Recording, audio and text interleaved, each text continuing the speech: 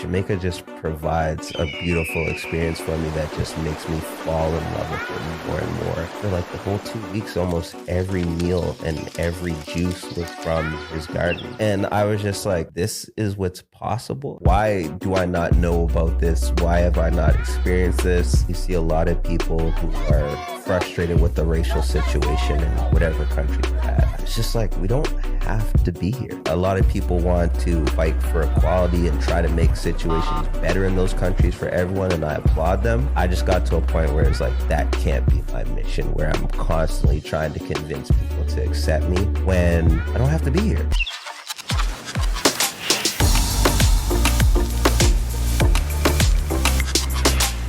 Hello, Throppers, and welcome back to another video podcast episode. This is your first time visiting, a special welcome to you. My name is Winthrop Wellington, and I'm the host of On Deck with Throp, where we have meaningful conversations with people from all over the world, all about Jamaica. And today we have another really special guest on the pod that I am really excited to introduce to you all. His name is Mr. Israel Jones, and he runs a very popular, and I also say a very powerful Facebook group called Black Exodus Living Local in Jamaica. I'd like to take this opportunity to welcome Israel to the pod today. Yeah, thank you for having me, man. Looking forward to it. Absolutely, absolutely. So you are somebody who, in the name of the group that you're running, is you are really trying to help people move to Jamaica, open people's eyes up to the possibilities of living here in Jamaica. And I want to dive very deep into that. But before we get into that, if you can give us a brief background on yourself, that would be great. Okay. Israel, from originally born in Toronto, moved to Nova Scotia when I was about 10 years old. That's where my father was from. So I grew up somewhat in the country and the city in Nova Scotia, a little bit of both. From a small Black community called Hammond's Plains that was settled by the Black refugees after the whole War of 1812. I think I got that correct. We have a long history. Nova Scotians themselves, like Black Nova Scotians, have a long, long history in Canada. I'm a part of that. Also, shout out the Maroons came here. So it's like, there's a lot of Jamaican influence in my life from a young age. That's me. Grew up in Scotia, became involved in a lot of activism, some spoken word.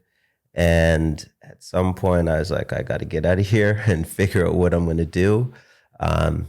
Couple trips to Jamaica, and I just knew this was the spot for me. So I probably knew it when I was a kid, but you just gotta grow up and figure out your life, and then things will realign, I feel like. So it's been kind of interesting, just to circle back to being in Jamaica from where I first got those inclinations and ideas with Jamaica. It's like a 40-year journey, but it's been interesting. Because I always sit and think, I'm sure I'm off answering this question right now, but I'm on a tangent. But I don't know, this is just a lot. When I'm here, I'd be thinking about how did I get here? How did this start? And this weird route to get here. So yeah, that's not exactly who I am, but my brain just wandered there a little bit as I think about it. Yeah. No sweat. Really weird. Do you have any Jamaican roots? Yes. So my great-grandparents, I have the documentation that says they left the West Indies, and they ended up in Toronto. So from what I understand, they were both from Mandeville. My grandfather was born in Toronto, so that messes me up on the citizenship in trying. That's where my Jamaican lineage comes from. My mom growing up, when I was young, she always played reggae in the house. Wasn't like I knew I was Jamaican. I just heard reggae music in the house. Being in Toronto, Carabana was a thing. So we were always at Carabana. There was a steel pan in my school. So just always sort of attracted to Jamaica, but not really knowing that I have Jamaican lineage. It wasn't, it wasn't like passed down from like a family thing, but the culture was presented to me. And I just fell in love with the culture at a young age. It seems like you felt it though. I felt it from young. I'm not going to lie. Like, just because I moved to Nova Scotia in grade 10. So like I was feeling like a Jamaican by like age 10. It was just the music, the food. There was a lot of Jamaican culture and Jamaican people in Toronto. So I was able to be around that.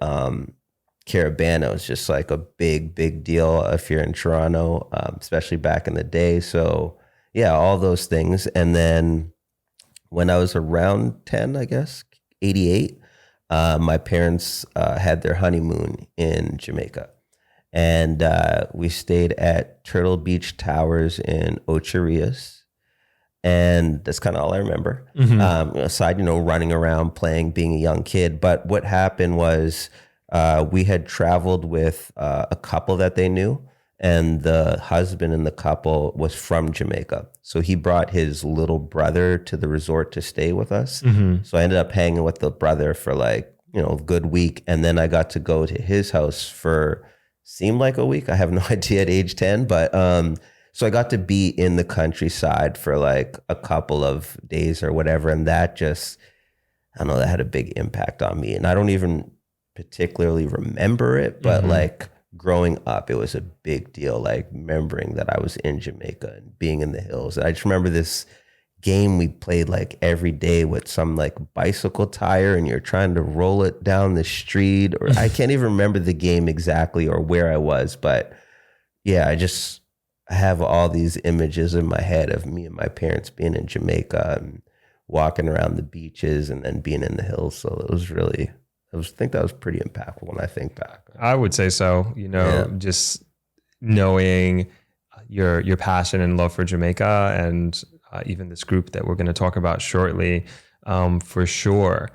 And you just kind of never know what's going to stick with you as a kid or a young person, and how it's just going to impact the trajectory of your life, right? And like, look at this. I had no clue. And I mean, even like, later in high school years and all that sort of stuff, as the sort of neo-soul conscious movement came along, like I always had a tam. I always had the like little knitted yardie belts. Like I always had the colors somewhere in my clothing, without like being intentional. It's just like, that's what I was attracted to. That's what I wore. I tried to have dreads. Like, I don't know how many times they finally stuck, but yeah. So I don't know. I was just always obsessed and fascinated by the culture, the language. Like, so everything was beautiful to me.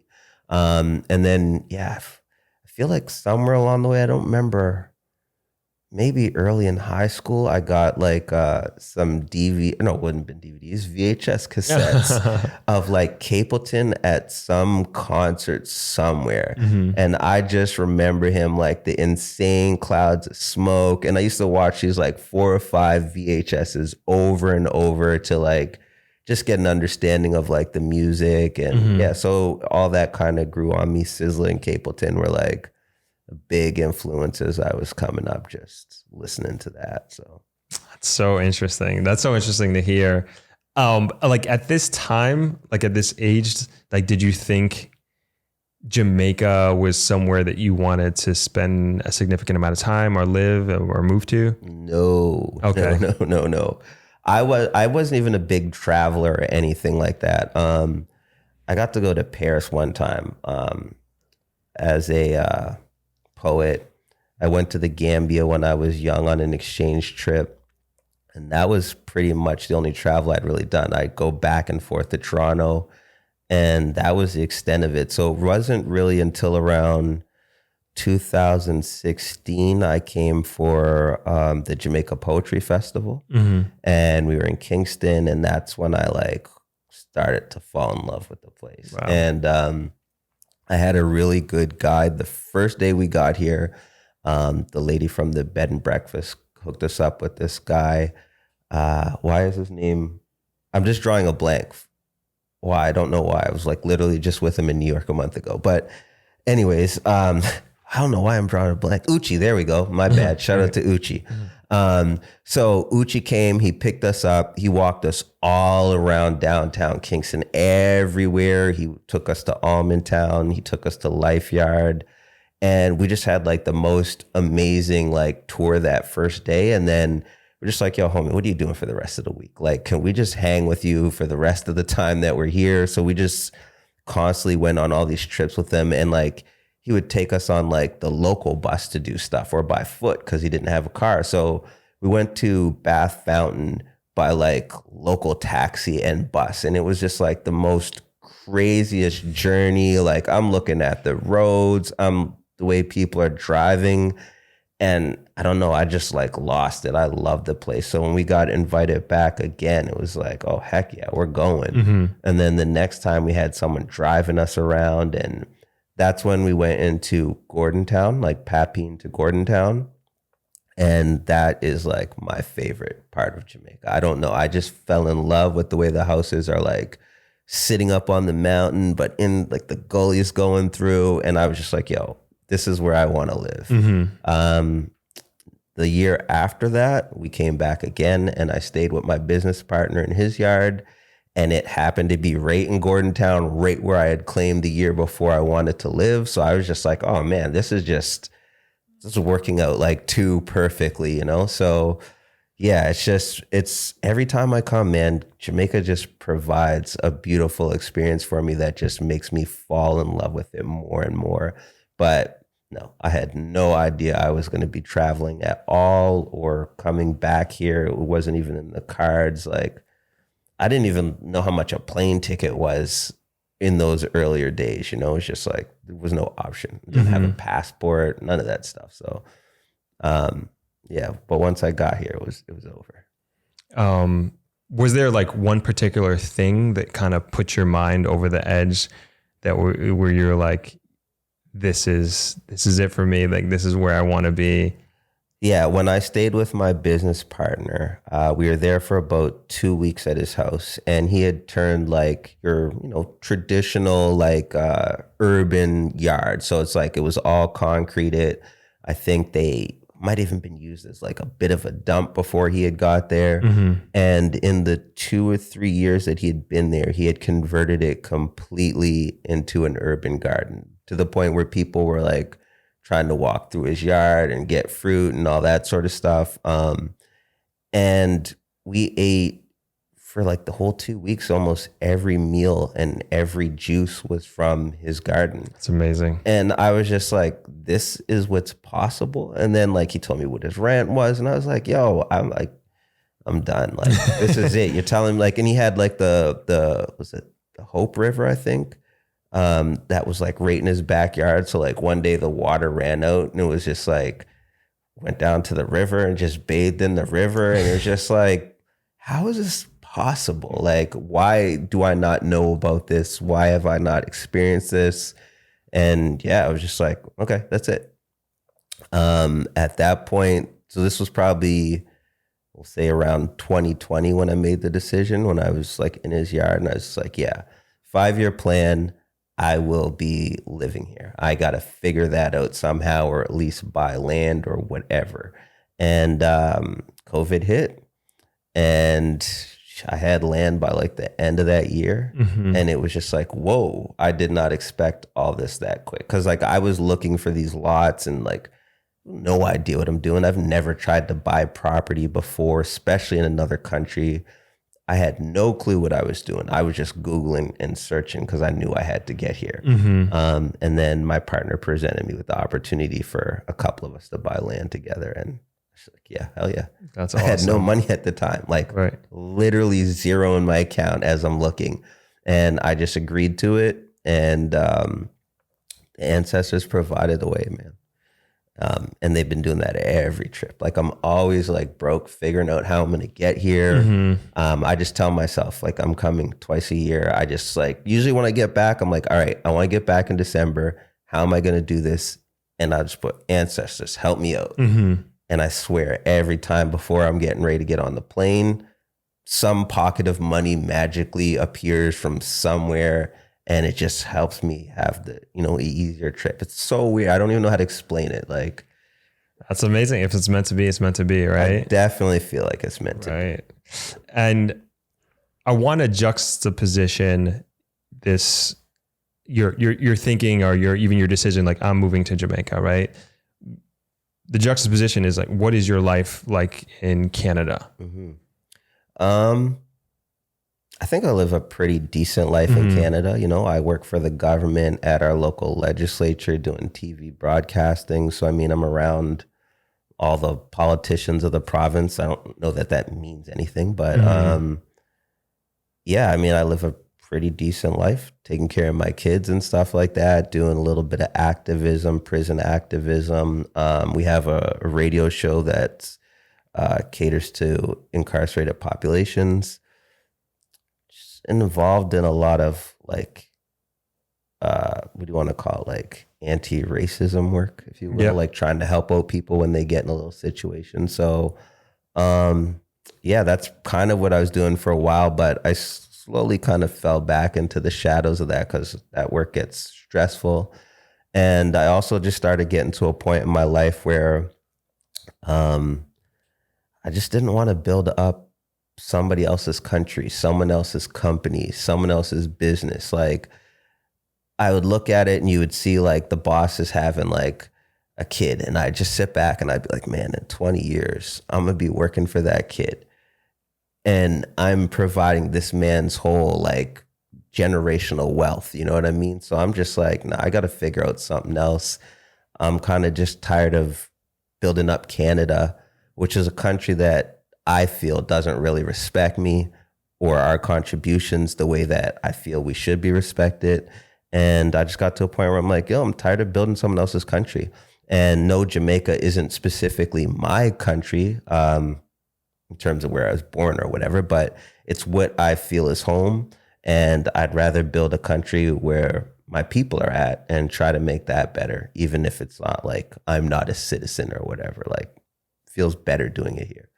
And yeah, even in doing like workshops or, trying to give back in some of our earlier trips, we were going around, supporting little projects or whatever. It was like, there was never like a hassle or a problem or having to answer questions to like some force that didn't want you to be there and was like, questioning, well, why are you doing this? And it was just like, it just felt easier to help people. So why am I like at home struggling to help people when I could come here and help and it could go further, So I guess that's somewhat of the juxtaposition. There's nothing wrong with my life in Canada. I just don't like dealing with the racism, and I don't have to deal with it here.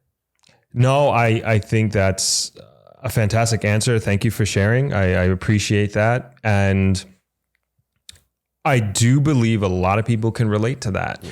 I also think that there are a lot of people who don't think like that in terms of grabbing life by the horns, and also this realization that you are, and I'm not trying to tell people like, quit your life and come live to Jamaica. Like, I'm not saying that at all, but the awareness and enlightenment that you have of even thinking about when your boss's son was born, you're like, I'm going to be working for this kid for the next 20 years. I'm helping to build generational wealth for them.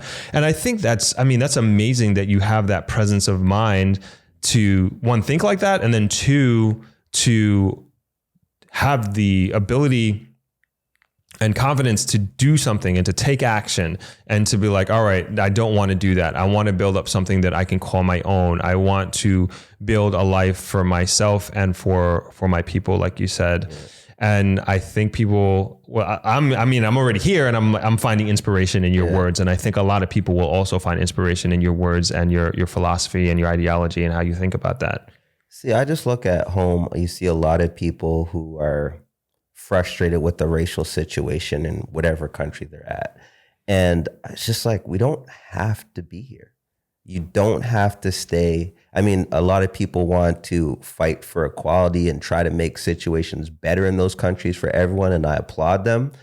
I just got to a point where it's like, that can't be my mission, where I'm constantly trying to convince people to accept me when I don't have to be here. like it's not like, I don't know, 50 years ago or whatever. Like most people now are able to earn a decent income. We're not like just trapped in the hood. Like, a lot of people have come up, you're finding ways out, and we don't have to be here anymore. Like you can get on a plane, you can go, like you do not have to stay here. And if you're worried about money, you can work remotely, you can have your own business and still like, sell to whatever country you want to and live here. And I think a part of it was the book, The 4-Hour Work Week. That kind of got me too, when Buddy started breaking it down, like how you can live on a beach over here and work over there. And I was like, oh yeah, okay. Yeah, that makes sense. So, I mean, sometimes it's just like being presented with information that like opens you up to different possibilities. And 4-Hour Work Week probably got me to a point where I felt like, oh yeah, I can move to another country and still do things. So yeah, it's a blend of stuff, but ultimately it's just like, if you don't want to be there, if you're tired of what's going on, pick a country. Right. Great advice. Great book, by the way. That had a pretty big impact on me as well. And also Tim Ferriss's podcast. Like I pretty much listen to that weekly. Great recommendation. And are there people in your circle in Canada back home that feel the same way you do and are also acting on it as well? Yeah. No, not in my circle. Really? Okay. I have one friend that's trying to do some stuff in Tanzania. Another friend that did get a chance to go to Africa for a couple months. I forget what part they were in, maybe South Africa. And I have a friend who just got married to someone in Puerto Rico. So they're trying to get to Puerto Rico. So whenever I see people that are trying to do something, I'm all in and trying to encourage them. But no, there's not in my circle, and just not generally. Like, okay. No. But it's funny because like ever since I started, I'd say no, maybe once I got the land. So within the last 3 years coming here and being able to stay here for like a month or a month and a half at a time, when I post pictures, like the comments are always like, don't come home. I've never seen you smile. I've never seen you happy before. Why would you come home? So yeah, those are the things that people are seeing just from like what I'm commenting and the few pictures I post. Yeah, people are like, yo, what's going on with you? Like, don't come back here. You're like, look at you. Like, why would you come back? So I just hope that they recognize that for themselves as well. If you've always seen me just always mad-faced and, chanting down Babylon at home, and you see me over here and I'm just smiling, what do you think this sort of change could do for you as well? Even if, if you're not as angry as I always am at home, So yeah, I hope that kind of motivates people to at least think about it, Yeah. So you spoke about racial challenges that exist in Canada. I'm American, and I don't think about Canada, or at least I don't know enough or a lot about racial injustices in Canada and or how that system is, because I always think like America is just one of the most racist countries in the world systemically. Yep. At least is one of the most racist countries in the world, and a lot of people will have a problem with that, but it's just been I see it all the time, and it's just like a shame. And like you said, and a lot of people are fighting for equality and fighting to be there.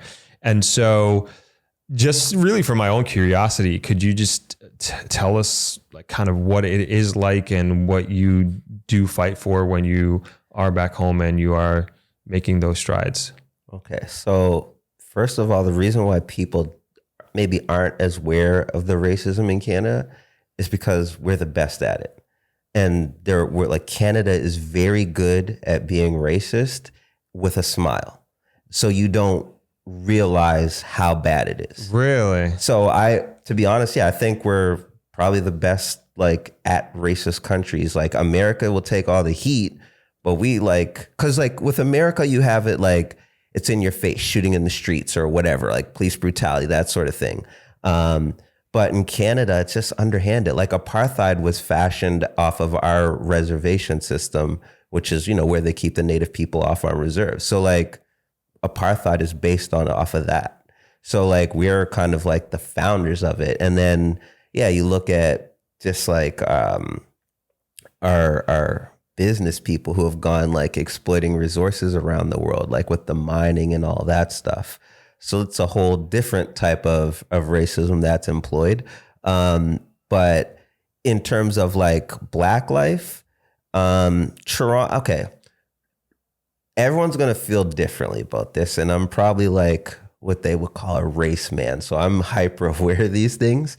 But like in Toronto, it's very, very diverse. So you have the opportunity to mix and mingle with a whole bunch of different people and probably don't, you're not going to come across a lot of racism until you take a step back and you realize that as diverse as it is, everyone lives in their own silo. You may come out, go to work and mingle and whatever, but then you go back to your own community. So it has like Portuguese neighborhood, it has a little Jamaican neighborhood. It's not like everyone's integrated. Everyone's in their own little neighborhood. And then when you come to work and mix and mingle in your downtown, that's probably when there's, and obviously it's a big city. So, that's an extreme example. But where I'm from in Nova Scotia is the down south of Canada. That's how most people refer to it. So it's where most Black people came after slavery and set up. We have the largest Black population in Canada.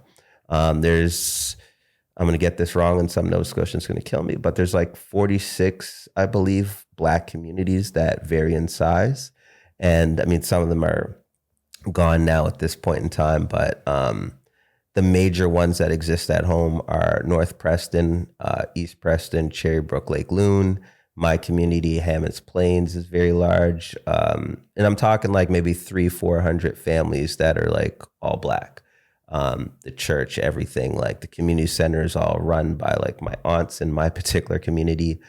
So there's, large indigenous populations there. And then with that comes the policing of those communities. So they're riding around, there's poverty, there's drugs. So all of that stuff that you're seeing in America, it happens maybe on like a smaller scale in Nova Scotia, but it happens and it's there in your face. Like when I was in high school, the year before I got to the high school, they were passing around racist KKK flyers and all that sort of stuff. When I got there, we had like a racist principal. We had to organize within our community to have him expelled. There was always some fights with the kids from the neighboring fishing villages or the neighboring like forestry type villages. So basically like uneducated hicks. We're constantly like in squabbles with them.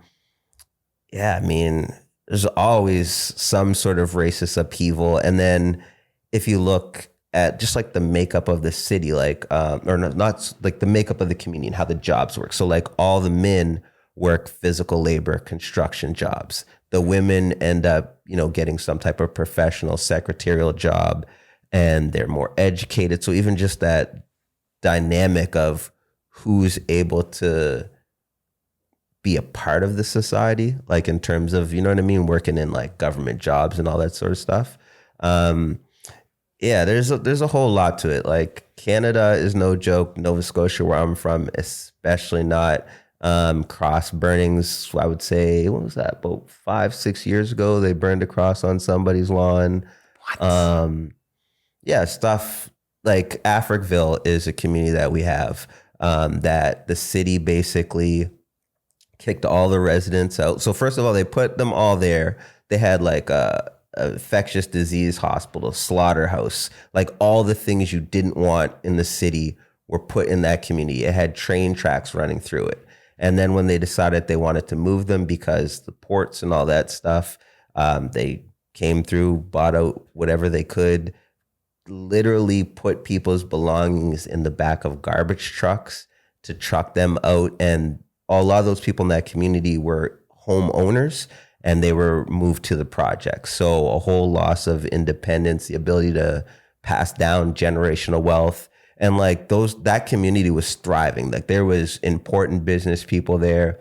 the whole history is skewed. I'm lucky that I know a man named Coleman Howe, who is one of the residents that actually grew up there, and he's put me onto a whole lot of the accurate history. Like, it's so bad. Like, when you look at what's Africville Park now, compared to what the actual community size was, like, it was insane. Like, so there's one year, we were actually planning to like reclaim Africville.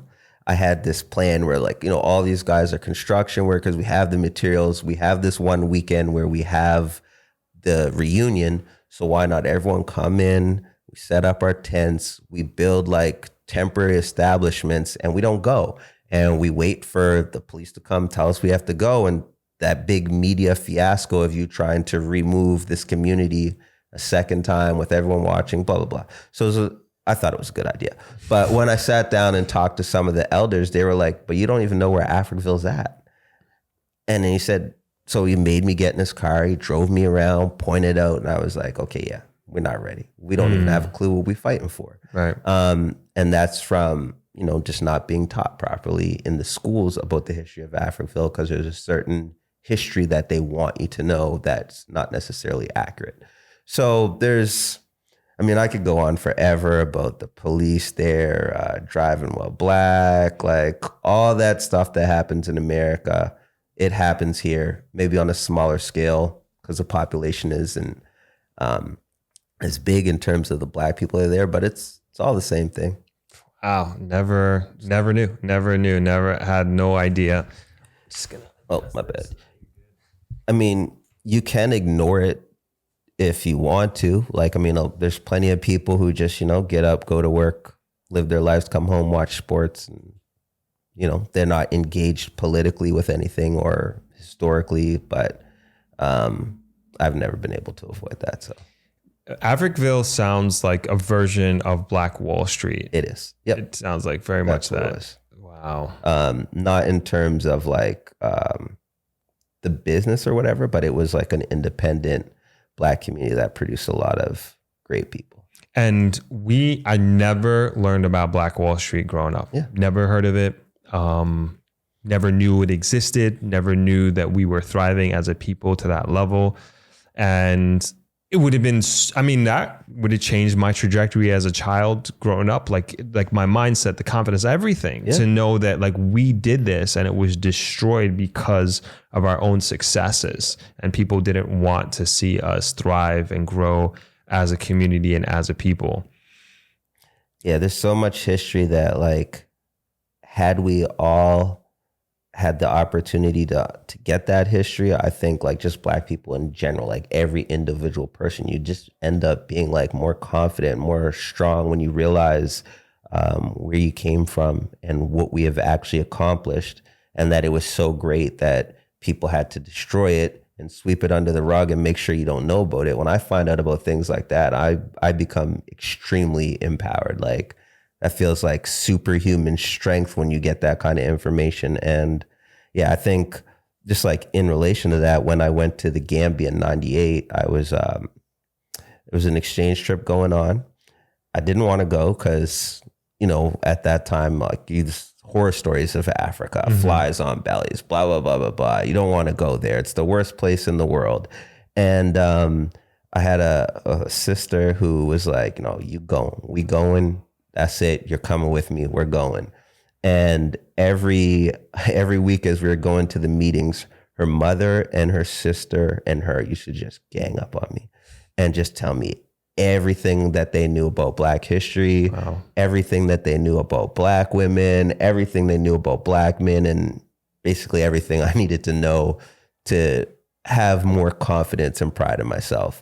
So that by the time we got to Africa, and we were in the Gambia for like a month. It was like 28 days.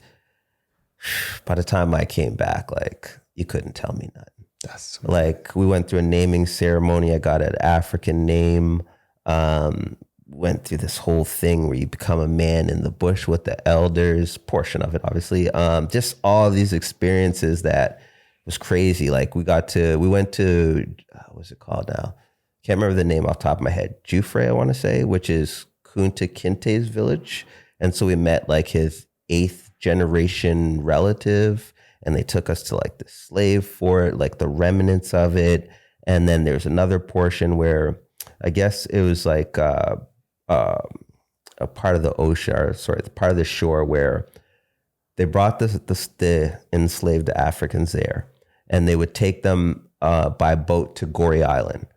And then the story was, I guess, that if they got off of the boat and were able to swim to the shore, there was like a cannon there that they could mark and declare their freedom, and they'd be allowed back in to the community and they'd be free.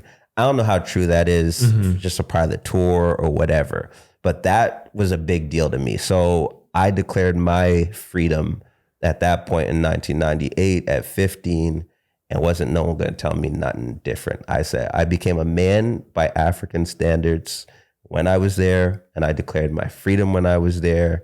And once I came back, yeah, I was a different person. Like I was actually like a menace for like anyone trying to play with me on some racial shit. I smack it down quick, not having it. And Africa gave me that confidence, you know, that so ability. Dope. That is so dope. Like I'm getting goosebumps like hearing that story, and can only imagine that feeling of empowerment. And you ran with it. Yeah, I ran all the way with it. I mean, I came home, my friends are just constantly like, everything was like, oh, you're eating Muslim gum, you got Muslim hair. Like they were just so confused by my change. Like, and it's the same feeling I get when I leave Jamaica. But the first time I experienced it was when I got home from the Gambia. I couldn't leave my house for like a week. I was scared to leave the house because I had been so comfortable being completely engulfed by like Black people. I don't like, there was a white lady on our trip with us. But aside from that, I never seen white people for 28 days. Wow. So when I got home, something shifted. I started to recognize how uncomfortable I was in Canada. And it was only because of that juxtaposition of absolute comfortability where I realized something is really, really wrong here. But still, it wasn't like I was trying to move or anything like that. But this, you know, throughout your life, you have these little things that happen to you that later on at some point it all comes together and you're like, makes sense now. So interesting. What a story. What a journey. And like all of this is important. I mean, because it's all about like, not all about, but like a big part of it. It's about how you end up coming to Jamaica and doing the things that you're doing. And like even this Facebook group I want to get into in a second, but I'm still like very curious about this Canadian history because I'm just so naive to it. Where does the racism in Canada come from? Like, cause in America, it's slavery, you know, at the end of the day, like that's where it comes from. And have you heard of this podcast and book called 1819? No. Phenomenal. I forget the name of the author, but she basically links like makes a direct connection from slavery to where Black people are now and why we are where we are. And just in great detail, obviously extremely controversial at the same time, as you can imagine, but it was the first publication that I say that where like, this is almost something like I was dreaming of like people, somebody or a body making that direct connection. Cause I think I can see it. I think Black people can see this connection as to specifically in America, like why Black people are in the poverty levels that we are now. Why do we say that systemically America is one of the most racial countries that there is, and systemically America is very, very racist, and there are very overtly racist places in America as well. But it was one of the first publications I saw that drew that line extremely, like very, very direct, and I thought it was amazing. So anyway, like in my mind, I understand racism in America and where it comes from. What is it in Canada? I don't know if you have the answer to that. I can break that down a little bit. Same thing. We're just a further up. Okay. You know, it's the same. It's really absolutely the same. Yeah, we're just further up. They feel the same way about us all around the world, to be honest. Like, so, Americans, Canadians, Europeans, they all feel the same way about Black people because of the history with slavery. Whether you landed in America or Spain or wherever you were sent, Jamaica, they still felt the same way about us. So when you get to Canada, it's no different. They had to kill all the natives off before we got there. So, I mean, they were already racist before Black people even came to Canada. You know what I mean? And then in terms of what's there, yeah, like no one wants to see us thrive. We're the tool that everyone uses to get ahead. And Canada is no different. And I would argue that like wherever Black people are, the relationship is probably going to be very much the same. America, obviously, you guys, bigger. You have like the influence of your media, so we're all aware of it. But it's the same everywhere else. America is not special in that sense, only that it's bigger, more known, but it happened everywhere else too. Gotcha. Yeah, that's, I don't disagree with you at all. I find that to be a very unfortunate reality, but I think the most important part of it is having the awareness more than. Once you know what's up and you know why things happened, I found it very empowering as I learned history and I come to realize why other nationalities or races don't like us or why they try to get one up on us. That's empowering to me. That gives me all the hope in the world for us to be able to succeed. And, that's like one of the things that I love about Jamaica.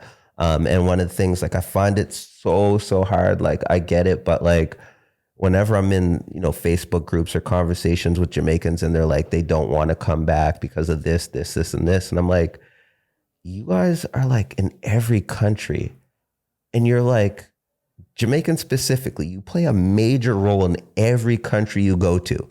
You guys are like so smart. Your education is great. You go over here, you become great business people, doctors, all this stuff.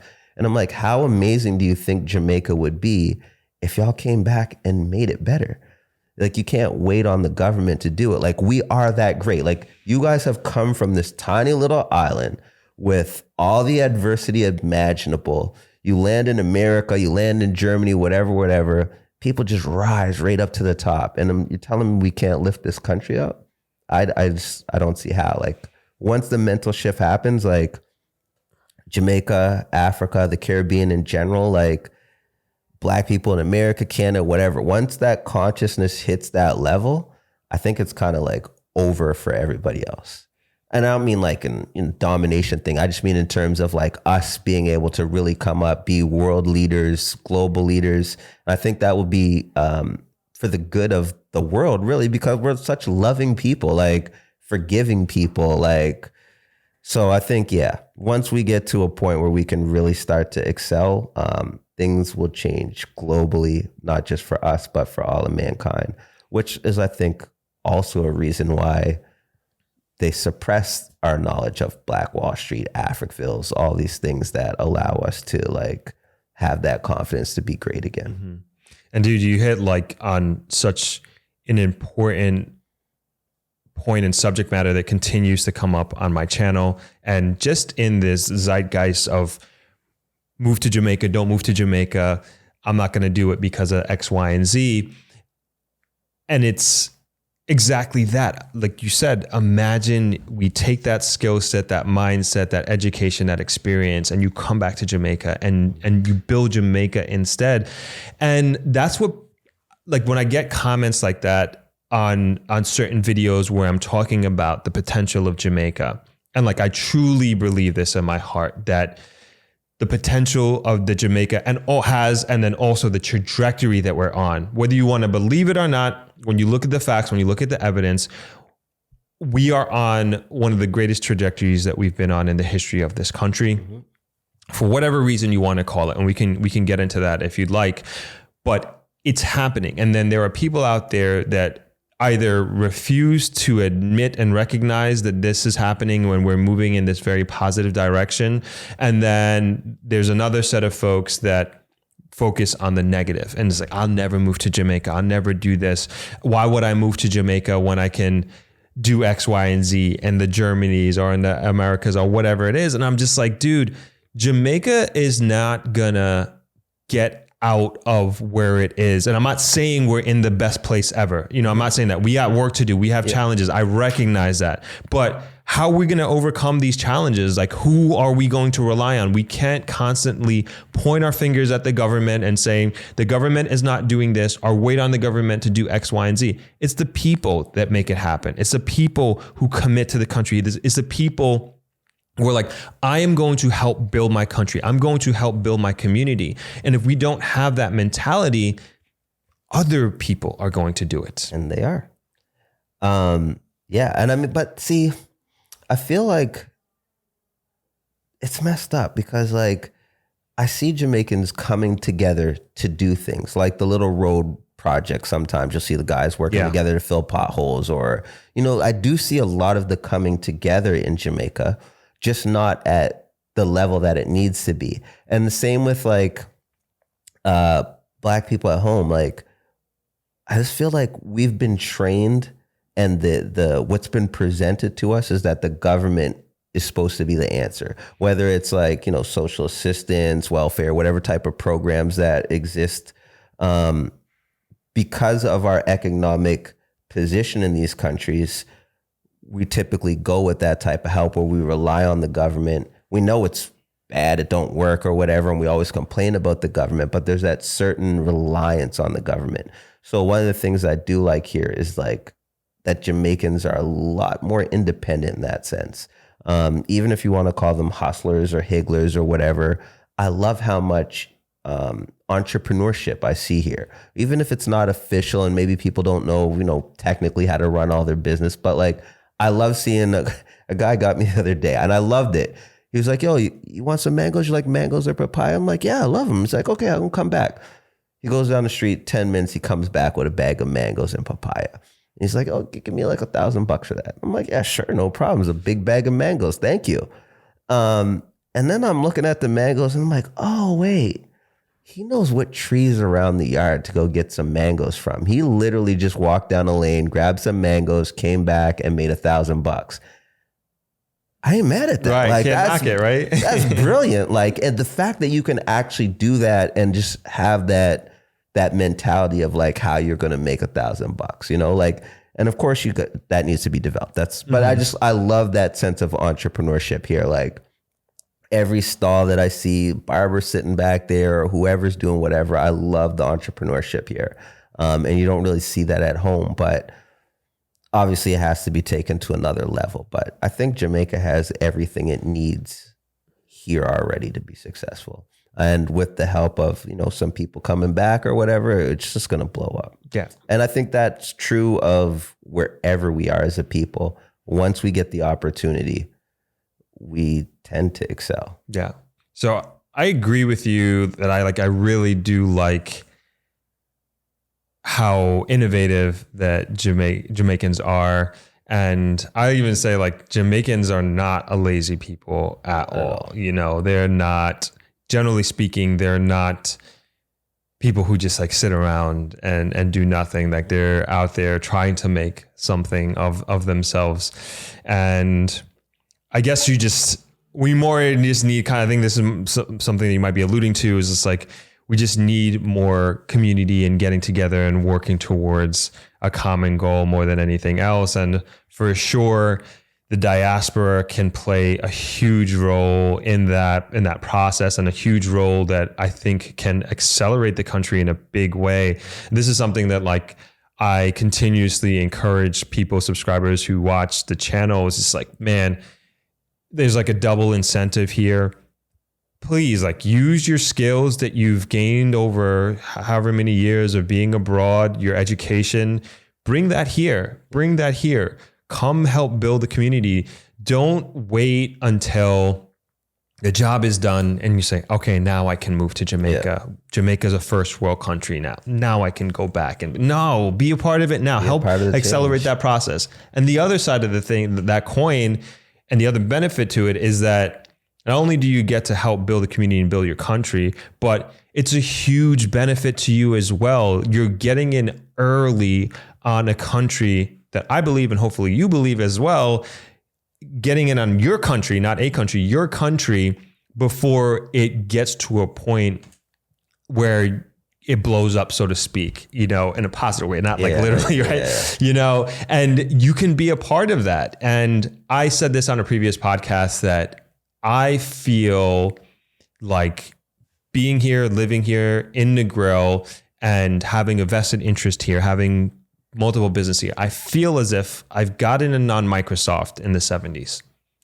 Yeah, that's how I feel right now. And even as I'm just like meeting people, trying to figure stuff out, I realize like I have way more opportunities here than I do at home. And yeah, so I every time I come, I'm just like, and I tell some of my friends, I'm like, yo, kind of feel like I'm going to be a big deal in Jamaica at some point in time. Like, I think I'm going to be able to have like a successful business. I'm going to, be something over here. Whereas at home, it's just like, just regular job thing, but over here, I feel like I can contribute more. I feel like I can, and I'll be rewarded more for that contribution here. And I don't mean that in terms of like finances. I mean that just in terms of life being better. Yeah. So yeah, it's a no brainer to be here, to be honest. I mean, for some people, I get it. You gotta come with the right mentality. Mm-hmm.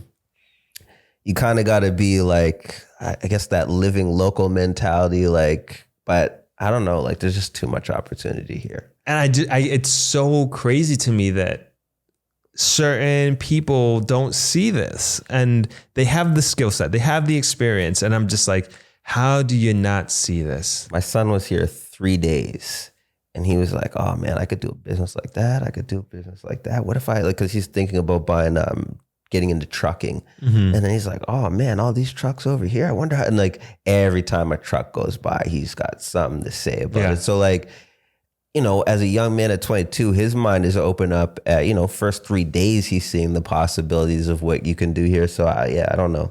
But I mean, I guess people see the same opportunity in Canada. So like grass is always greener. Sure. To each their own. But and I want to hop into your Facebook group, mm-hmm. because I think this ties directly into pretty much everything that we're talking about. And so I guess let's start a little bit from the beginning, because Black Exodus, living local in Jamaica, there are a lot of people who are in that group that are maybe who are part of it, are looking from the outside in, and they are trying to figure out, how do I get to Jamaica? How do I move here? How do I earn an income, live a lifestyle that allows me to be in Jamaica and be a part of all these wonderful things that you're talking about, and getting away from that mentality or that structure of building another person's company or building another person's country. So with the group, let's start from the beginning. And can you tell me how it got started and why you started the group? Okay. It got started because a bunch of us were in another expat repat group. Gotcha. That group was changing directions, and there were certain people in that group who I really enjoyed reading their stories and what they were going through. And I just loved being in that group because it was all these people who had a love of Jamaica, and they were all like Black expats and repats. And I don't know, I just loved it. Like, so when I wasn't here, like, I guess over the last couple of years, I've kind of changed my life to where it's like, I only think about Jamaica. Like all my social media feeds are like all Jamaica. Like I don't look at local news anymore from home. Like everything is Jamaica. So being in that group was like helping me get further into Jamaica without actually being here. So when they were deciding to change directions, I was like, oh man, I'm going to lose all this. Like, what am I going to do? Like, so there's another member of the group that I talked to, Kativa. She's just down the road actually. But she lives in Scarborough. So we were talking and it was like, yo, I want to do something. Like, how do we give back? Like, youth group or something like that? Like, could we start a youth group? Like, and again, we not even considering what already exists here, but just starting to have these ideas, like how can we contribute? And so it was like, yo, we should just start a Facebook group, see what happens. She was like, well, I'm busy with my kid and stuff, so I don't know how much I'm gonna be able to contribute, but like make the group and let's start. So I made up the group, and it was like maybe like 2 weeks before I invited anybody, just made it. And then we were in a private WhatsApp chat, and people were complaining about what had happened with the other group. And I was like, oh, look, I got a group. I made a Facebook page. Anybody want to help me like get this thing off the ground? And like, let's just start another group. And so that's what we did. That person was Paul Prosper, who's one of our admins. And he suggested some other admins. I suggested some other people, put the team together, and that was it.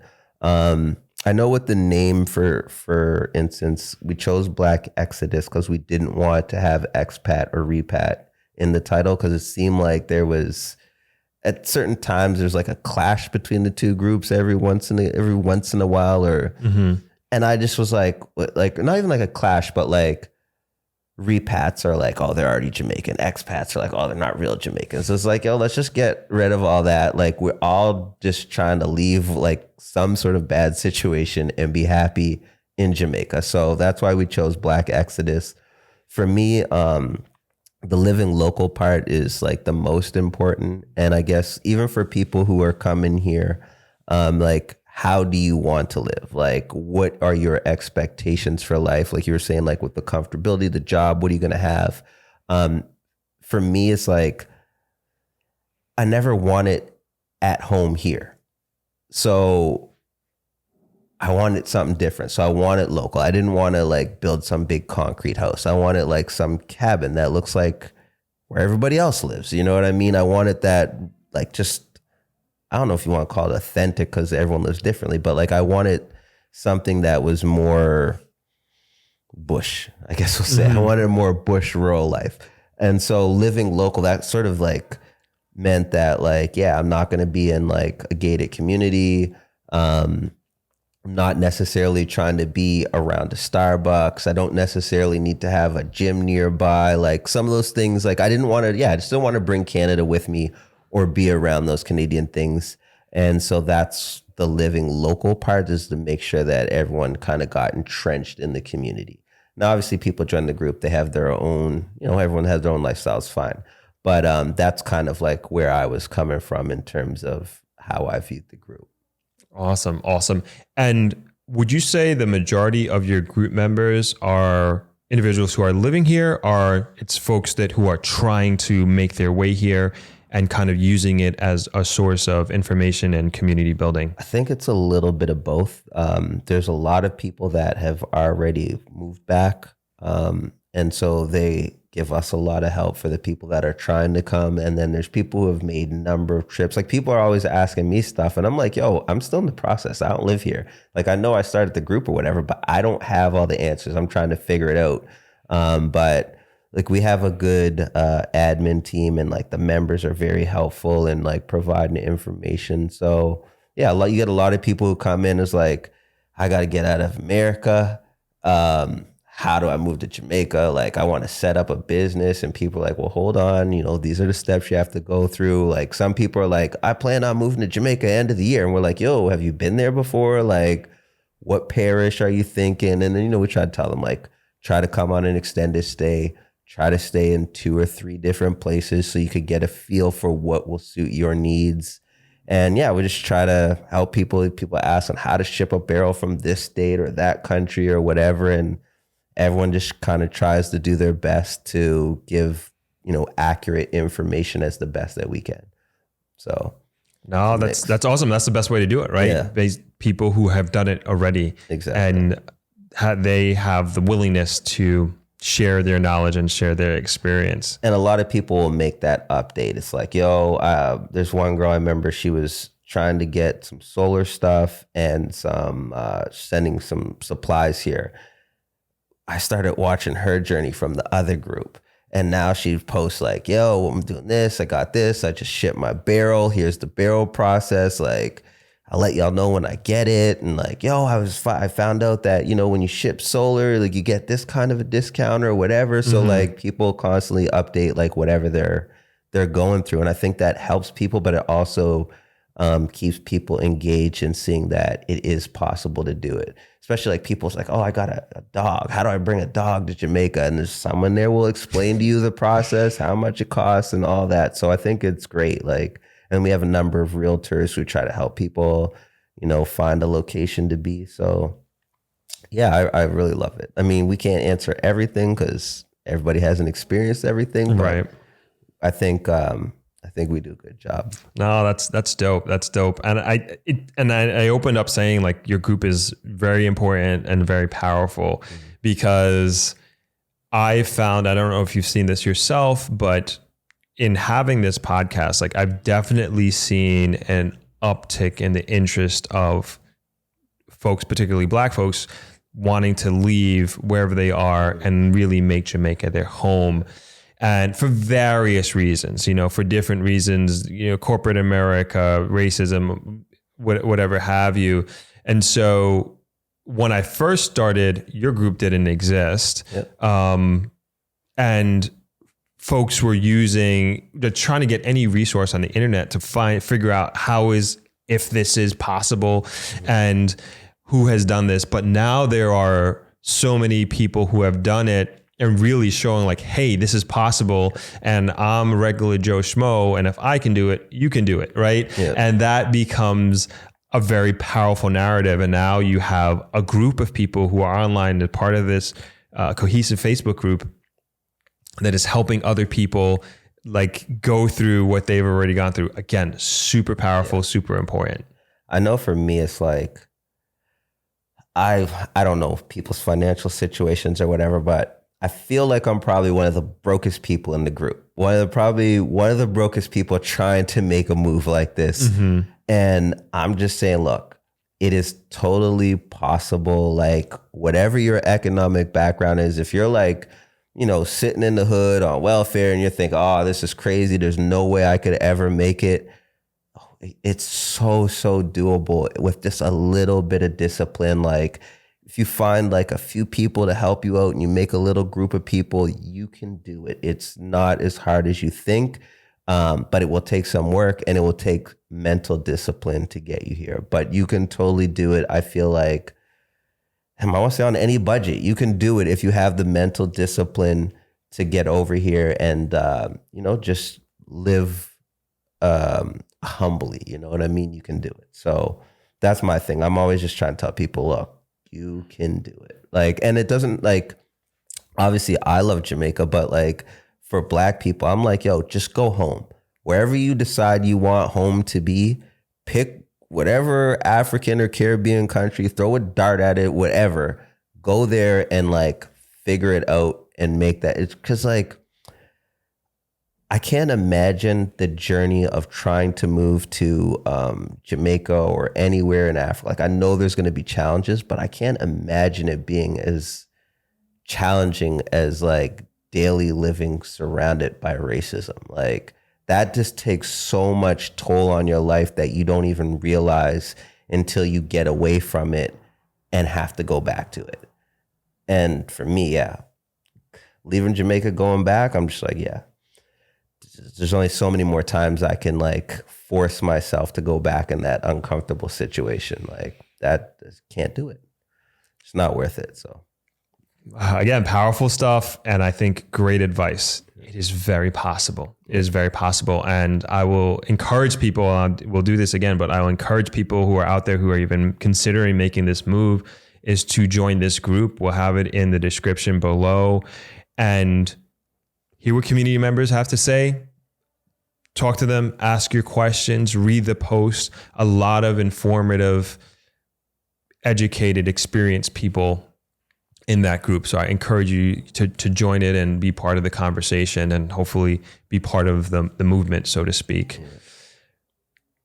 As we're talking about income, I know this comes up a lot And I believe I've seen it in your group, like people like try to figure out like how they are going to earn an income. And I always say like, that's what, like one of the first things you got to figure out, how you're gonna make money. you don't want to, like you just said, you gave advice to somebody, like, have you been to Jamaica before? You say you're going to move by the end of the year. Like, no, you want to figure this out because it could turn into a place that you hate.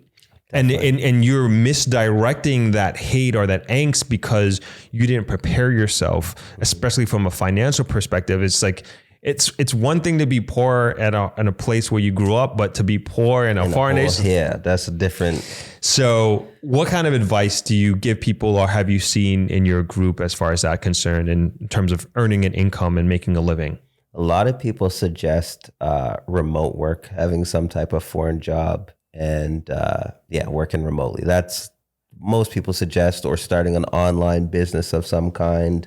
A lot of people, what else is the other thing? Yeah, I think those are the main two things. Like if you're setting up a business here, people are giving, the guidelines, but also, you want to have a business that does an American or, some foreign. I don't actually subscribe to all of that.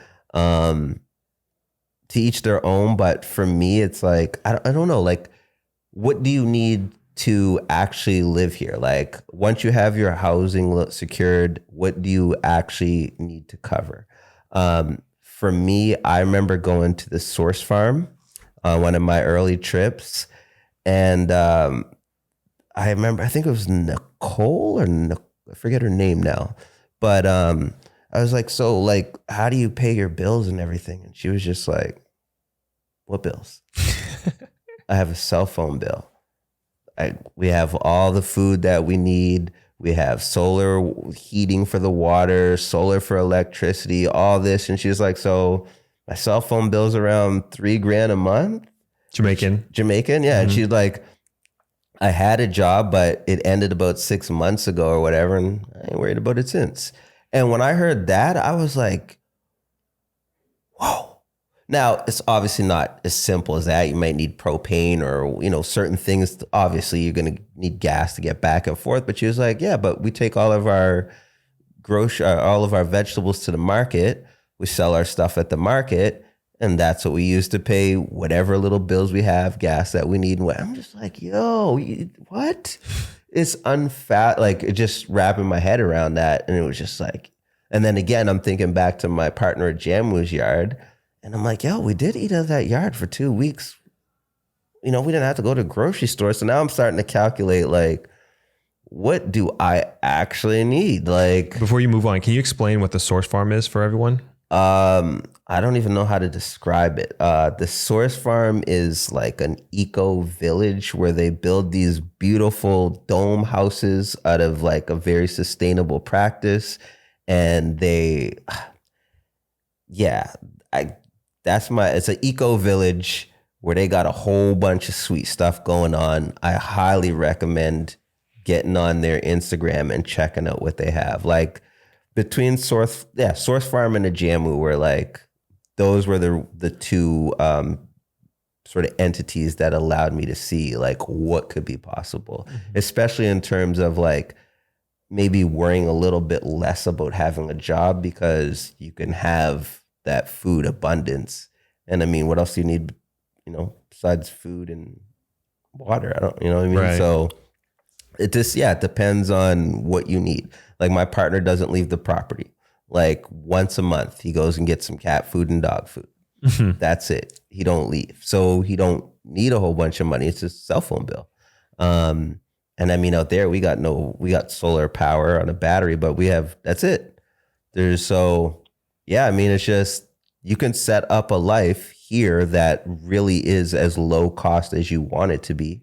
And then from there, like, what do you need money for? And then from there, you can decide like, what type of job you need or what sort of online thing you want to set up, remote work or whatever. But for me, I don't want to work. I don't like working for other people. I don't like working in Canada. Like to the least amount of work I can do. Like life shouldn't be like working all the time. So for me, it's like if I can just live on my farm and plant things and, be able to come socialize with others and not have to kill myself working, then that's the way for me. But I mean, I'm older, my kids are grown. It's going to be different for everybody, but Right. I'd be completely happy just left alone in the woods, and every once in a while, come out and make a drive to the grill and socialize with people. So this depends on what you want, right? Right. And I think you did a great job at breaking down the different options as far as income possibilities for people go. And everybody's at a different level. And I always tell people that you can do Jamaica in many different ways. There's many different ways to do Jamaica. You can, as you said, become a remote worker, have your job in up north and make that first world country money, so to speak, down here. And that'll go very, very far. You can live off the land, which is very extremely possible here. There are just so many examples of that, but it's also having that mental discipline, as you said before, and then also figuring out and committing to that, whatever that lifestyle will look like for you. And then you can come here and you can also be an entrepreneur. And this is kind of alluding to the diaspora coming here, bringing their experience, education, everything down here and contributing to society and the community, maybe in a larger way where you create employment, you bring maybe a business or a service that didn't exist here, but it directly benefits the community. There are just so many of those opportunities that exist here that you can just thrive, and you don't have the competition. That's the thing I was gonna say. There's so many businesses that just pull the mic closer. Yeah. There's like so many businesses that already exist at home that just don't exist here. So it's like you don't even have to, you just look at like one of your friends' businesses and then just come here and do that. Like it's totally doable. I just think like you have to be reasonable in terms of how you price things so that the local population could actually engage in it. But I was like, man, there's so much you can do here. You don't have to be a creative person. Like you don't have to think of this like ingenious business idea or product. Just like XYZ is missing here. You know it exists at home, or your friend runs that business. Come do it here. Yeah. You could like plumbing, trucking, like car wash. I mean, there's so many car washes, but like, I don't know. There's just every time I'm driving around, I'm just like, yo, I could do that here. I could do that here. Look at this. This needs done. Like me and my brother were talking. So give two examples.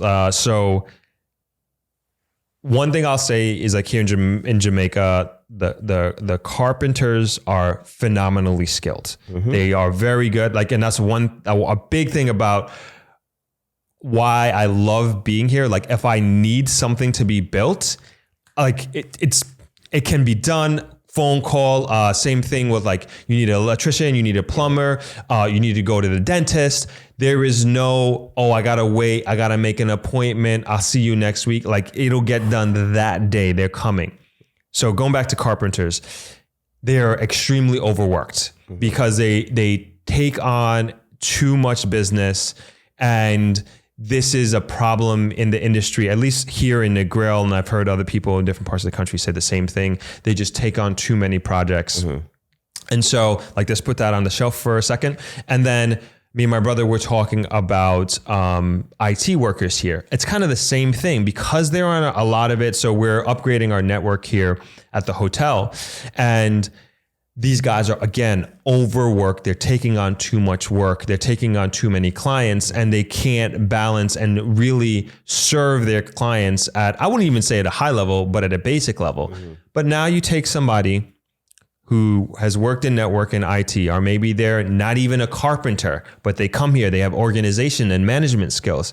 Now you start working with the carpenters, and then you can build a carpenter business that, because the pie is so big, there's so much work that the carpenters who exist here, and I'm not saying come here and take jobs from local carpenters. Like I'm not saying that at all.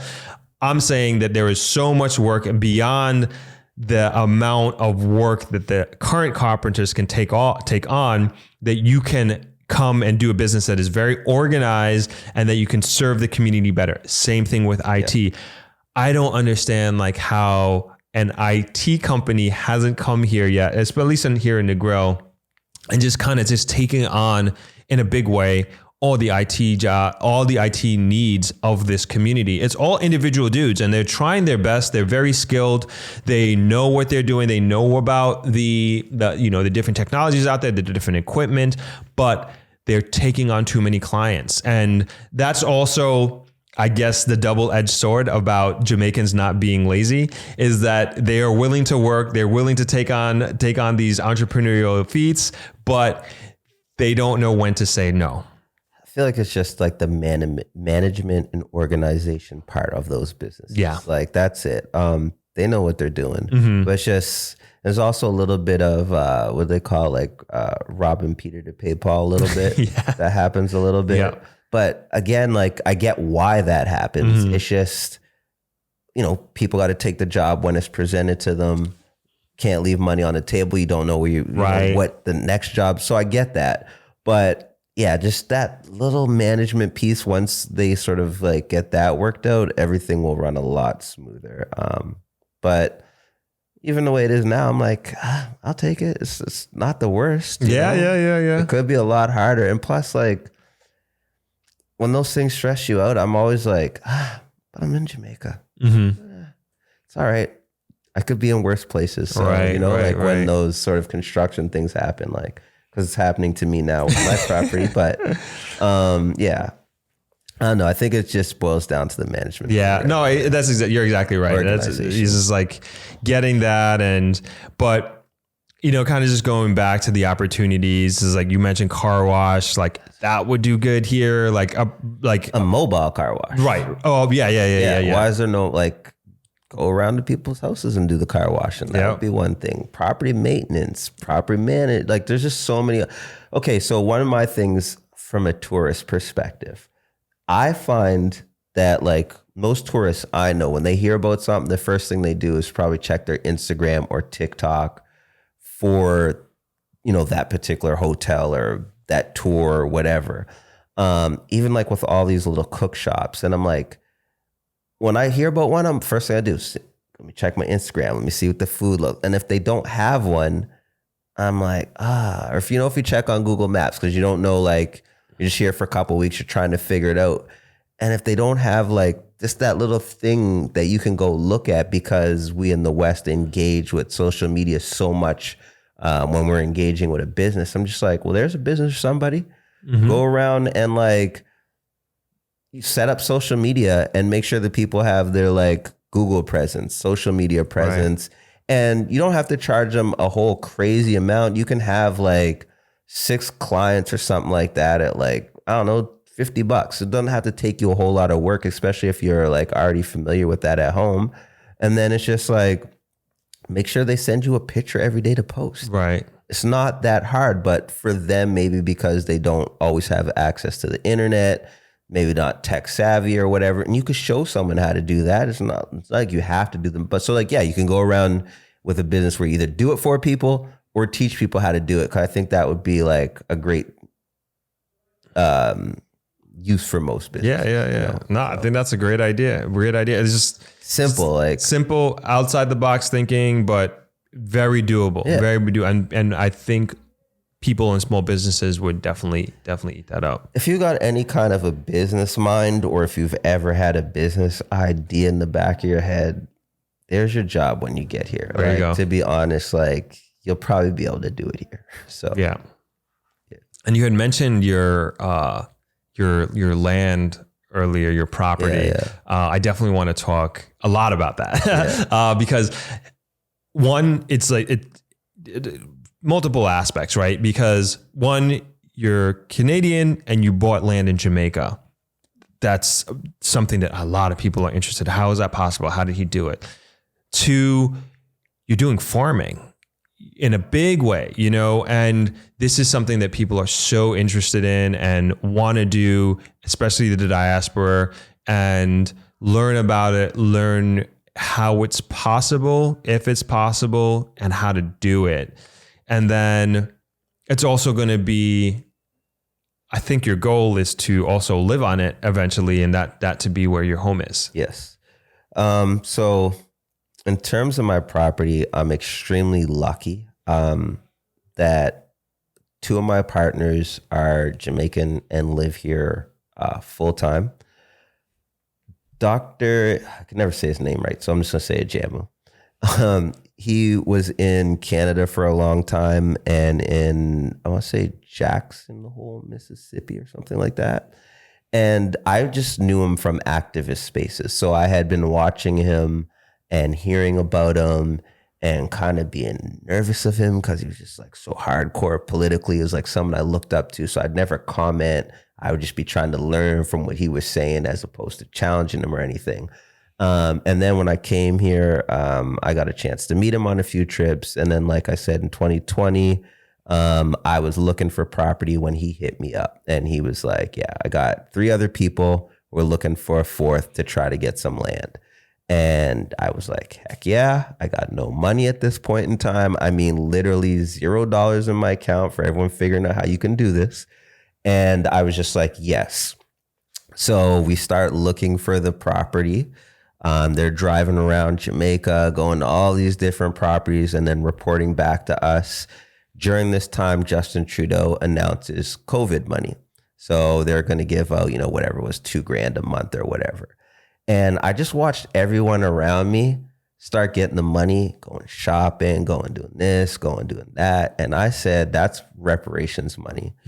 I'm going to save it. So I kept living like I was broke and I stacked up that money until it hit the full amount, which was like $12,000.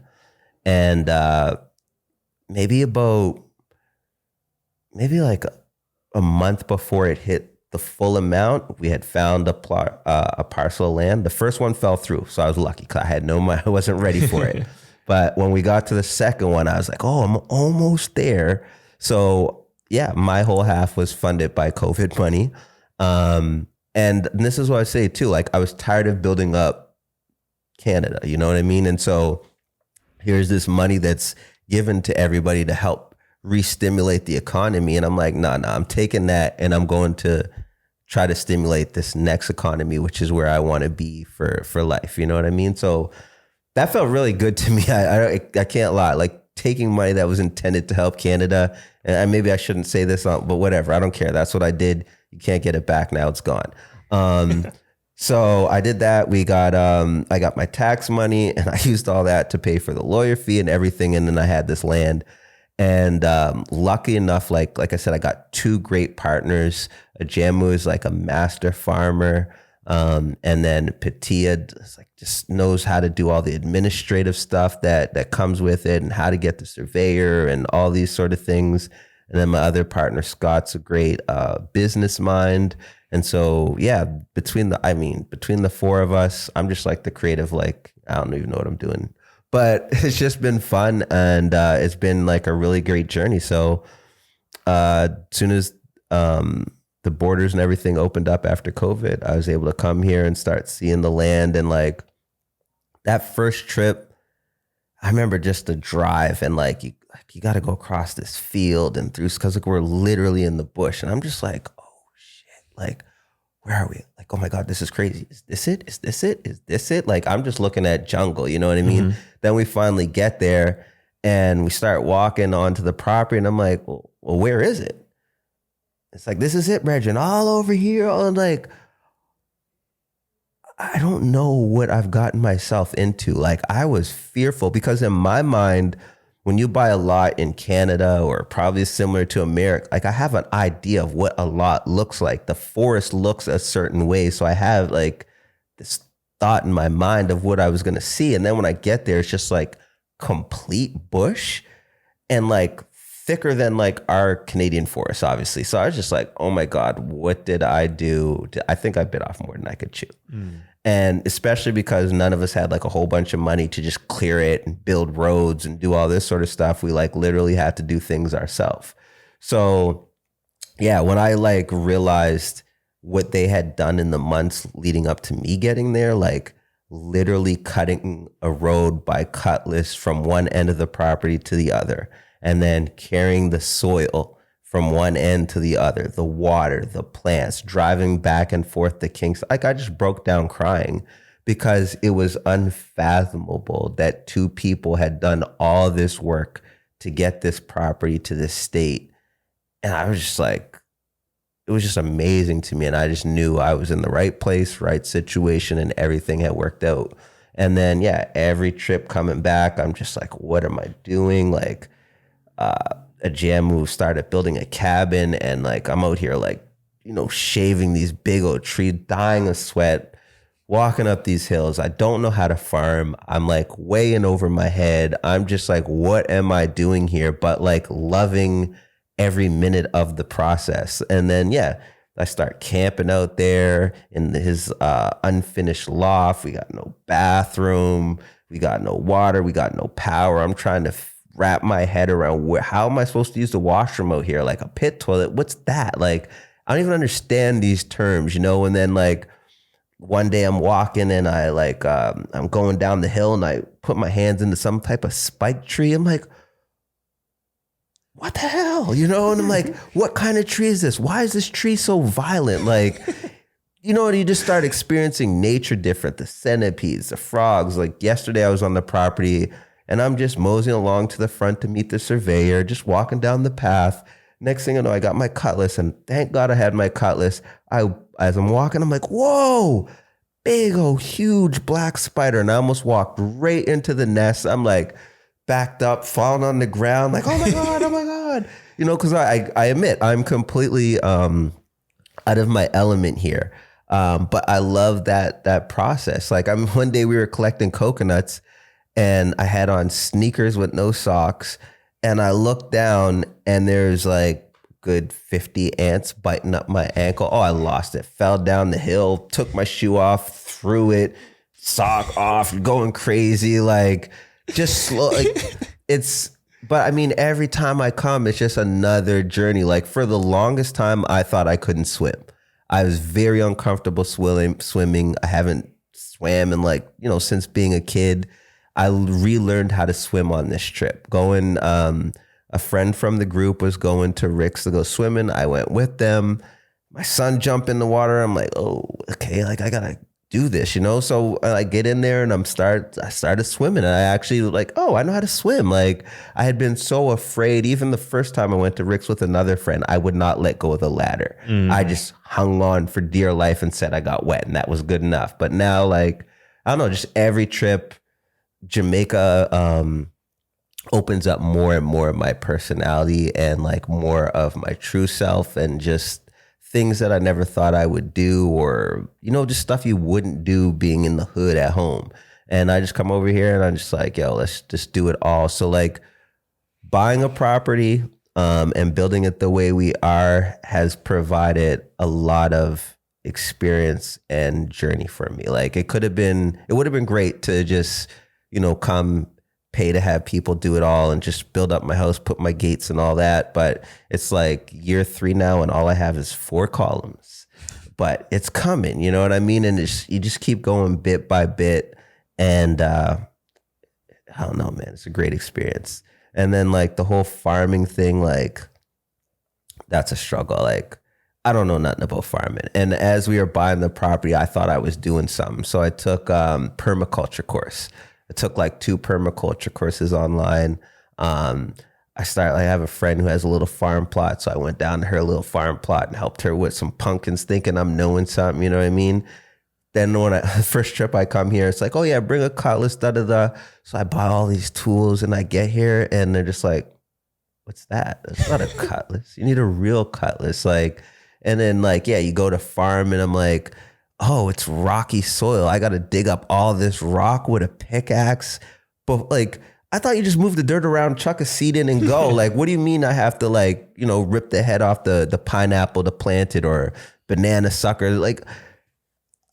It's an experience. I'm definitely in over my head. I'm definitely overwhelmed almost every time I'm on the property, but I just love figuring it out. And we're not doing traditional farming.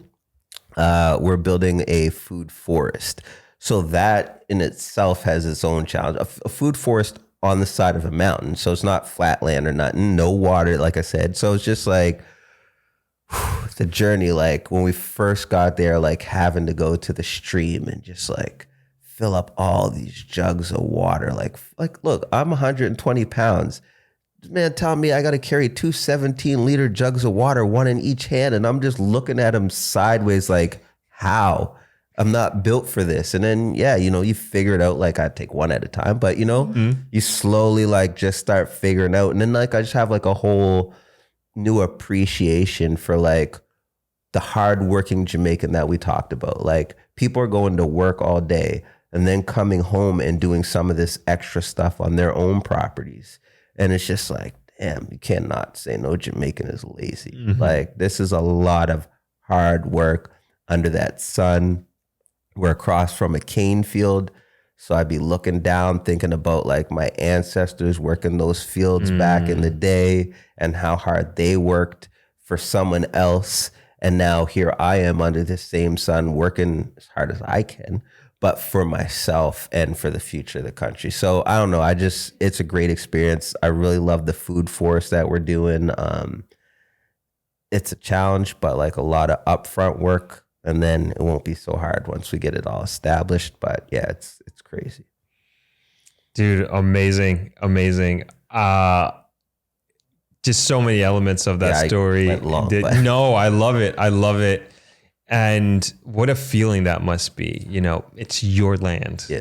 It's your farm. And you are working it. You're not, like you said, you're not hiring a company, a bunch of dudes coming in and doing this and doing that. Like you're very much a big part of building this. And man, talk about walking the walk, right? Yeah. I mean, that's amazing. I mean, look, my walk ain't that nice. But you making it happen, man. But I'm trying. Yeah, I got to give all praises due to a Jamu because that man wakes up at like 5 o'clock in the morning and he's farmed everything out. And he don't go to bed till like 2, 3 in the morning because he's so excited to get up and go farm the next day. And so to have a partner like that, who's essentially for the most part planted out, a good portion of that property by himself because of his own willpower and dedication to the goal. I feel like I don't carry my weight. I wish I could be here more to do more.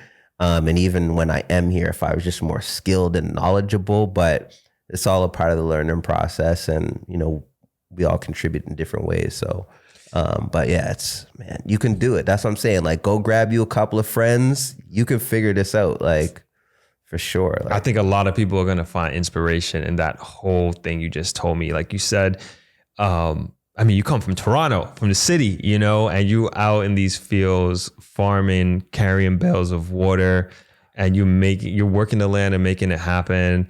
And yeah, like that, what you just said about like looking at the cane fields and thinking about your ancestors, our ancestors working under that same sun, like that hit, man, that hit, that is so real.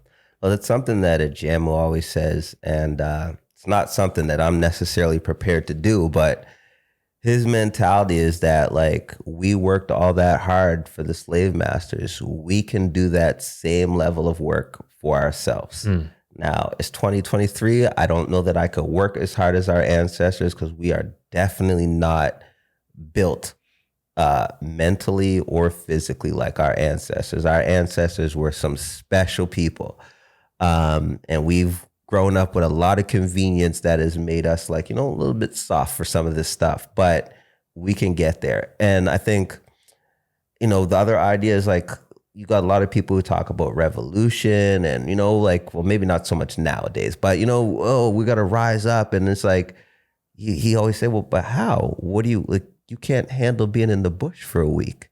You can't handle the bugs. You don't know how to make a fire. You don't have, so like, how are you going to be a part of this revolution if it ever did happen? And that got me being like, you right. I ain't ready for like, so, we'd be talking about all this stuff because it sounds good. And because we want it, we want our people to, be able to rise up and have something different, but like the work that may be involved in it. So like, for instance, like when I look at like Ukraine, for instance, like, do we as a people have the ability to survive in some crazy situation like the Maroons did, for instance, up in the hills, and actually be able to survive up there? And yeah, so it's just like when I started realizing, ooh, no, I don't want none of that because I am not ready. Even like people who are preppers in the apocalypse. I'm a big apocalypse guy. I love zombie movies. So I like always see my life as what would happen if a zombie apocalypse broke out? And then you come here and I'm like, it better not break out because I am not ready, you know? So that's the other fun part of coming here is just like learning practical skills, like having to cut a fresh cutlass. Bro, to sharpen it with the file, and it takes like hours and hours to get I didn't know. So like that was my first task when I first got to the property. It was like, here's your cutlass, now sharpen it.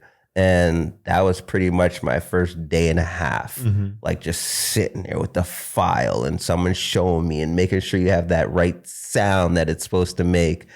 And yeah, just stuff like that. Or like doing laundry, like in the bush from like, you know, the rainwater that we're collecting and just sitting there and like washing for hours and then drying it in the sun. And it's like, now I always wash my clothes by hand when I'm here. Cause it's just like, yeah, it could go to the laundromat or whatever, but it's a part of the experience. So it took me like 2 hours this morning to wash all my clothes, but I do it all the time just cause like, I don't know, it feels more local to me and it's more rewarding.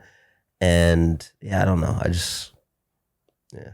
Oh, awesome stuff. It sounds like an amazing life-altering, life appreciation experience that you're going through.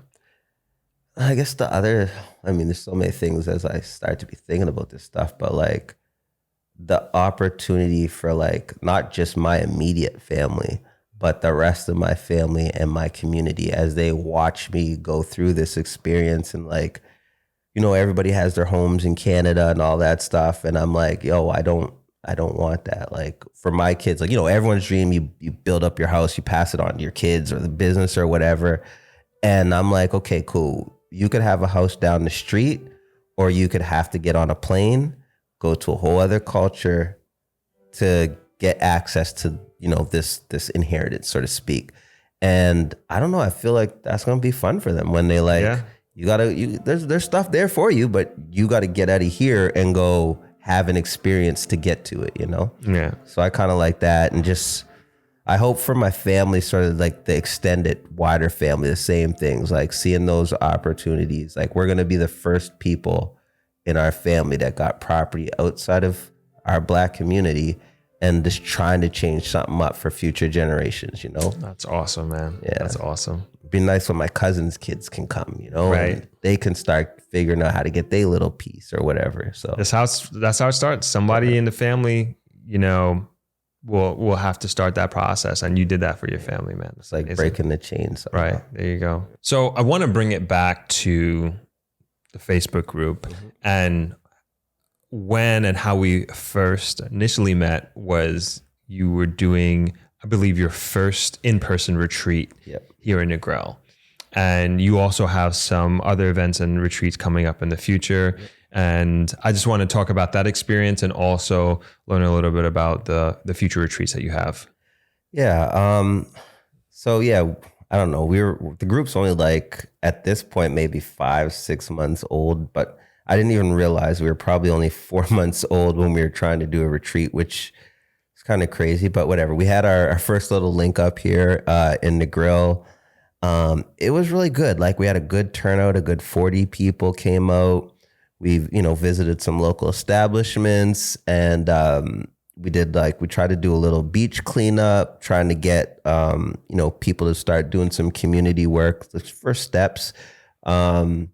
And we had a community organizing session, which I thought that was probably my favorite thing. We had it here. We talked with the group for a good, 2 hours or so. And a lot of ideas came out about what we can do to help contribute.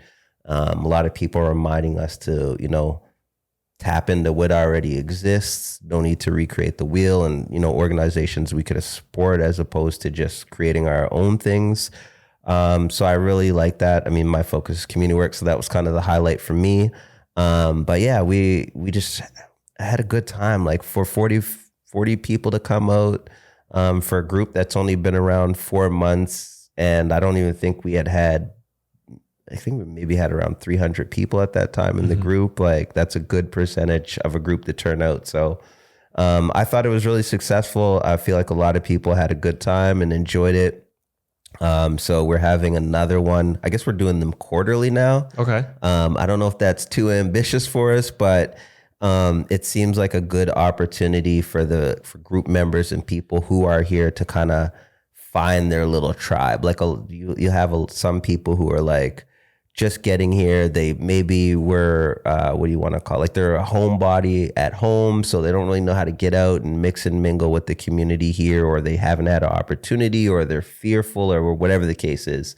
The group offers, or the link ups offer an opportunity for people to get out, meet some other expats, repats, and have some people be like, oh no, you can go here, you can do this sort of thing, and, you know, sort of make those connections to help people get out. So the next one is in Montego Bay. That's September 22nd to the 24th. And then December, we will be in Kingston, and that is the 8th to the 10th of December. So we're at a point now where like we have to put them out in advance, like really far in advance. I think we'll probably announce our like next one after December very soon, because what we're finding is that people are trying to book their trips around being here for a link up. When we say book their trips, you're talking about people flying people in who from are abroad. flying in are like, you know, if there's someone who comes like twice a year, or they may live here part-time, they're trying to make sure that they come when a link up is happening. And That's awesome. I'm like, oh wow, like y'all really want to book y'all vacation around coming to our link up. So I'm like, that's cool. I guess y'all like the first one. So that's, that feels good, that people want to do that. So yeah, we're trying to do that now. All of our link ups are pretty much going to have similar components in that, you know, you have a little bit of fun, beach or club night, whatever, do some type of community service, and then some type of, I guess the community service discussion might end up evolving into like a group meeting in terms of whatever community activities we're doing. But yeah, we try to make sure we have a community impact, and then some fun and mingling at the same time. So awesome. Yeah, those are, I don't know. Yeah, I wish I could come to everyone. And that's the other part that sucks, being the group leader, and like you want to be at everyone, but I can't afford to come like 4 times a year like that. So, but once I get here full time, I'll be here at all of them. So okay, awesome. Yeah. I'm definitely gonna try to make the one in Kingston. I just know my schedule is just gonna ramp up like crazy in September. Otherwise, and Montego Bay is like right next door, obviously. But I would definitely try to make that one and let people know about it. Your group and everything on my channel. I think that's important. That's awesome, man. I'm trying to come back for your event and seeing if I can make that work so that I just stay all the way into December. We'll see how it goes. My work schedule, that's like when I work, is like kind of October to December. So we'll see how that goes. But I could sneak away for a weekend. We'll figure it out. Okay. No, that would be awesome. Yeah, for sure. That would be so awesome to have you, man. Please let me know if you can make it to ThropX. I think it would be incredible. I think a lot of people, especially after this, a lot of people are going to want to meet you. My thing is like, too, is like, as you come here, like I want to meet people. I want to figure out what I can do. So like, yeah, there's an event like that where I get to meet some people and we can discuss like different opportunities on how to do community work here or whatever it is. Like, yeah, definitely. I'm all down with that. Awesome. Yeah. Awesome. And before we close out, of course, can you just let us know the group, how people can get in touch with you, where people can follow you? I think a lot of people are going to be interested in both. The group is called Black Exodus Living Local in Jamaica. We're on Facebook. It's the only place we exist. But yeah, if you're Black, join the group. We try to make it a safe space for Black people. So please feel free to come join us. Last time I shouted out my blog, but like, I don't know. I find it so hard to be a travel blogger, like we were saying earlier, but I don't know, something will happen with that. But that's When Lions Speak. That's me on the internet and on Instagram. I'm about to start doing a little fun project, and hopefully everybody will help me out with this. So maybe it's a good place to announce it. I have another Instagram page called Goat Life Jamaica. I'm very obsessed with goats here. It's in our Black Exodus logo, and like kind of everything I do Jamaica related has a goat. Just because the first time I seen a goat wait for traffic to stop and cross the street, I was just like, what? So I'm obsessed with the goats here. So if y'all got goat pictures, goat videos, tag Goat Life Jamaica. It's my little fun little project, just exploring the lives of goats in Jamaica. That's awesome. You got to have some kind of fun, cheesy stuff going on in your life just to keep you grounded. Yeah. So yeah, that's it. I don't do much. I'm not, trying to be an influencer out here. I don't have a bunch of stuff to promote. I just come here, try to live low and just, engage. People are interested in political stuff I do. You could listen to the Black Power Hour on ckdu.ca, and that's the prisoner-based show that we do. Basically, we just talk about whatever's going on in the world, so that people on the inside could be kept up to date on what's happening and have some sort of lens to filter that through. When they're in the day rooms just watching TV, we're adding a little bit of nuance and, some more detail to whatever they're seeing. And then we play some hip hop music. That's for me, because I know a lot of young brothers want to be kept in tune with what's going on in hip hop. And so we try to do a little bit of news on that as well. That's pretty much it. Okay. Awesome. This has been absolutely amazing, Israel. Thank you for the conversation. Thank you for taking the time out. I really appreciate it. I learned so much, not only about you, but just being educated about our culture, our community, and the work that you're doing is extremely important. And again, super, super powerful. So any way that I can support you and what you're doing, I'm there. And I will encourage everybody out there, like Israel said, if you're Black, join this group. The conversations, the discussions, very, very powerful and important stuff. And we're helping each other out. So once again, thank you so much, man. Thank you for having me. Absolutely. We'll do it again sometime, hopefully in the future. Awesome. And thank you all for joining us out there. I'll see you in the next one. Peace.